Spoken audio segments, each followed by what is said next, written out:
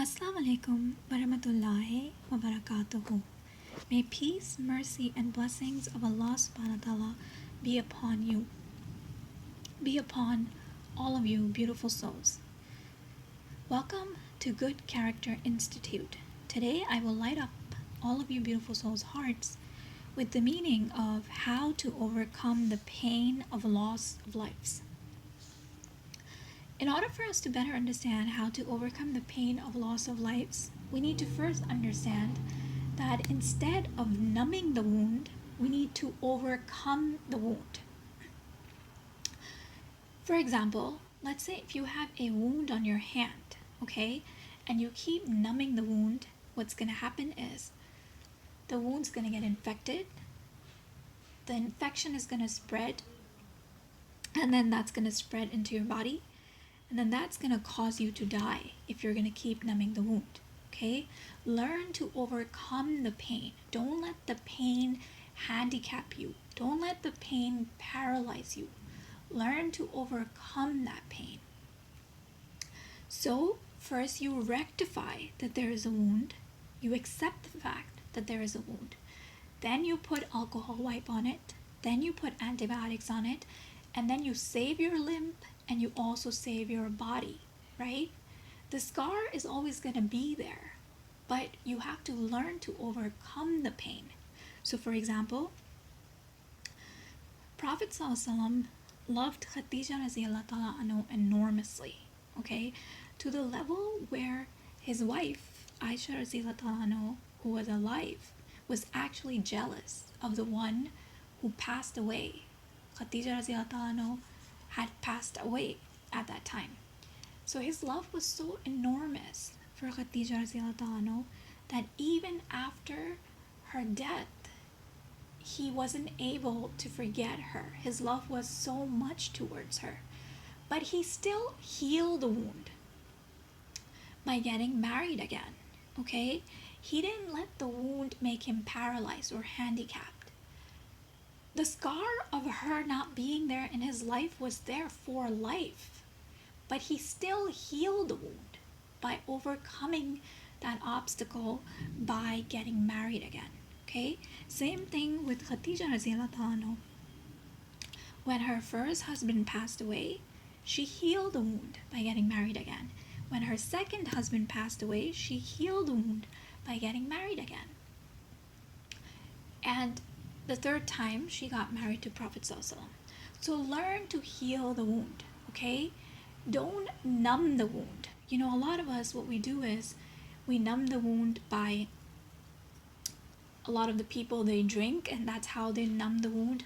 A lot of the people, they get addicted to smoking, or they do chew tobacco, or some people get addicted to drinking tea or coffee. You're numbing the wound. You're actually doing those things in terms of habits because it's causing you to not think about that problem at the moment. You keep putting that problem on the side. You're numbing the wound. You're not rectifying that there is a problem and overcoming that pain. Learn to overcome that wound instead of numbing the wound. If you're going to keep numbing the wound, that wound is going to get infected, it's going to spread, and it's going to kill you. So learn to overcome that pain. So how are we going to overcome the pain of the wound? So when, let's say, if your husband passes away, how do you heal the wound? You get married again. The scar of that loss of life is always going to be there. But you have to learn to heal the wound, okay? And if you really look at it, Allah subhanahu wa ta'ala is going to actually help you heal that wound even better, because the husband who passed away had the same exact rights as the husband who you're getting married to now. So now who are you accountable for rights? You're accountable for the rights towards Allah, right? So if you're fulfilling someone's rights, then Allah will help you heal that wound, okay? Let's say if you have a loss of a wife, get married again, heal that wound, because the rights that a wife had, the one who passed away, and the wife that you got married to again, who's alive, she has the same rights. So now that you're fulfilling her rights, who are you accountable towards the rights? Towards Allah, right? So now Allah is going to help heal that wound even faster because you're fulfilling the rights. Same thing with if you have a loss of a child. Try to have another child. If you, God forbid, had a loss of a second child, adopt a child. The child who passed away had the same rights as the child who is alive, right? So that's going to help you to heal that wound because you're fulfilling the rights of that child who's alive. So Allah will help you fulfill that ease in yourself, okay? Allah subhanahu wa ta'ala says regarding the people who are righteous, that if you become righteous, then He will give you a good life and a good hereafter. So when you are going to have another child and you're going to fulfill the rights of that child, Allah will help you heal that wound. The scar will be there for life, but that wound healing process will become easy. Learn to overcome the pain. Don't let the pain overcome you. Don't let the pain make you numb and then take your life, God forbid, right? Learn to overcome the pain in life by healing the wound. The same thing with when it comes to our loved ones, our family members, when you lose your parents, you can't really have another parent to fulfill the rights, right? So regarding that, Allah subhanahu wa ta'ala says that uphold the ties of kinship. So let's say if your father passes away, God forbid, then you fulfill or heal that wound by upholding the ties with his siblings. Because the same way you can't have another father, your father's siblings can't have another brother. So when you uphold the ties with your father's siblings, with your father's brother and sister, their healing process and your healing process becomes easy because you're healing the wound because you had a similar loss. Now, the same thing, God forbid, if your mother passes away, then you uphold the ties of the kinship with your mom's siblings. Because the same way you can't have another mother, they can't have another sister, right? So uphold the ties with your mother's brothers and sisters. The same way they can heal that wound, you can heal that wound, okay? And the same thing with the siblings. When you have a loss of siblings, then uphold the ties of your siblings' loss by taking care of their family, okay, with their children, their wife. If it was a husband, taking care of them, okay? And that's how you heal the wound, by becoming righteous, by fulfilling the rights, okay? And another thing we need to understand when we have a loss of life, the best way we can understand to overcome the loss of life is to understand the meaning of Inna lillahi wa inna ilaihi raji'un. From Allah we came and to Allah we return. Which means none of the stuff that we have in this life is ours. Okay? Our siblings, our children, our family, our parents is not ours. We say my mother, my sister, my brother, my parents, my kids, but they're not ours. Even our own soul and our body is not ours, right? From Allah we came and to Allah we return. The best way to understand this is I want you to think of it in a manner as if we all are bankers, okay? And Allah subhanahu wa ta'ala has given us treasures, okay? This is His treasure. It's not yours. It's His treasure for you to cherish and appreciate, okay? Not to abuse and accuse. So He's given us these treasures, and this treasure comes in form of your parents, your siblings, your children, your spouses. And we have been taking care of this treasure of Allah in our banks for years. You take care of them for 30, 40, 50, 60, 70, 80 years of your life, okay? And then you become so attached to this treasure that you start thinking, you start believing that as if it's yours, okay? But it was never yours. From Allah we came and to Allah we return. It was always Allah's.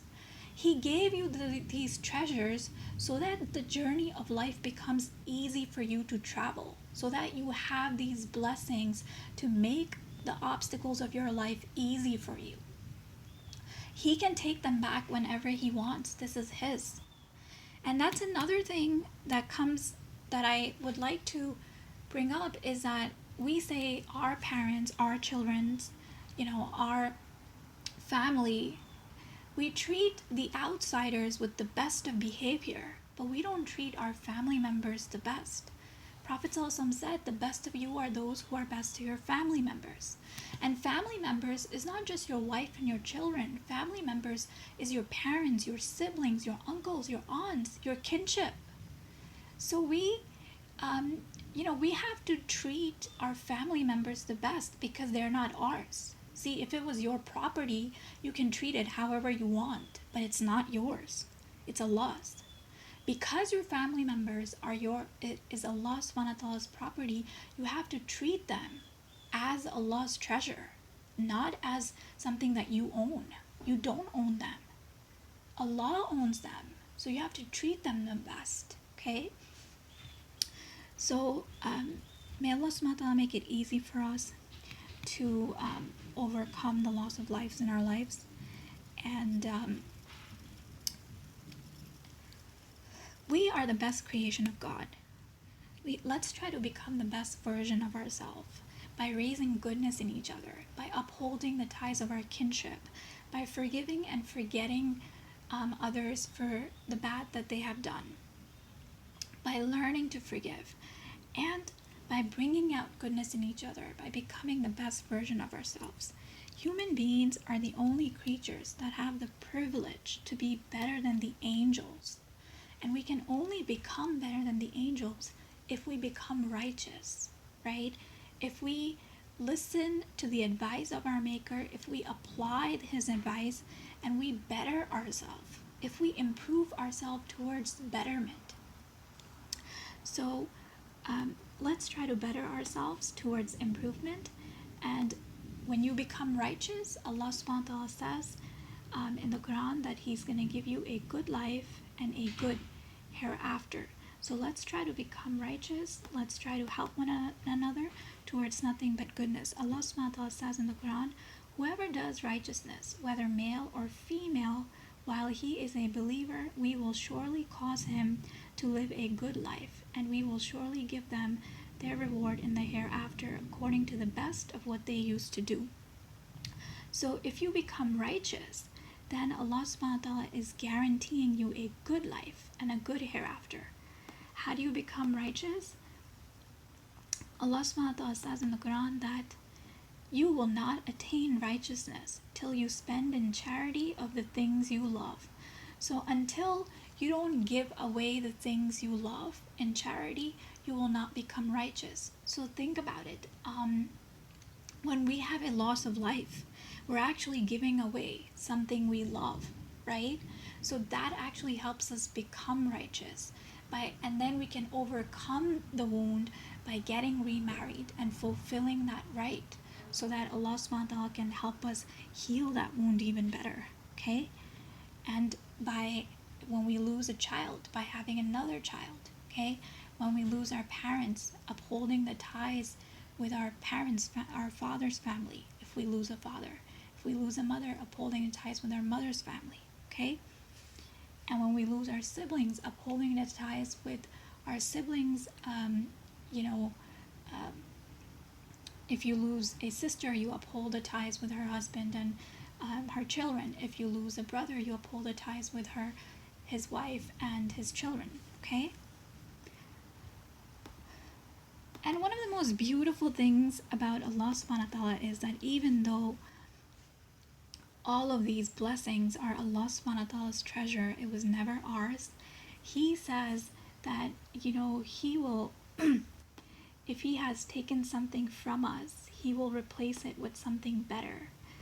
And the way he will replace it with something better is that he's going to reunite us with our loved ones. Prophet ﷺ said that we are going to be with the ones we love, okay? So imagine how beautiful that's going to be. Inshallah, you're going to reunite with your loved ones in Jannah, which is an eternal happiness, right? In this world, we're striving to become better. There's struggles, there's pain, there's tears here, there's smiles too. But eternal happiness is by far the most beautiful thing anybody can encounter. We are actually underground longer than we are overground, right? So it truly is a very great feeling when we reunite with our loved ones, okay? May Allah subhanahu wa ta'ala reward you for your goodness, nothing but the best of the world, best of this world and best of hereafter. If you like this video, please give it a thumbs up. Inshallah, I will see you in the next video. Until then, Khudafis.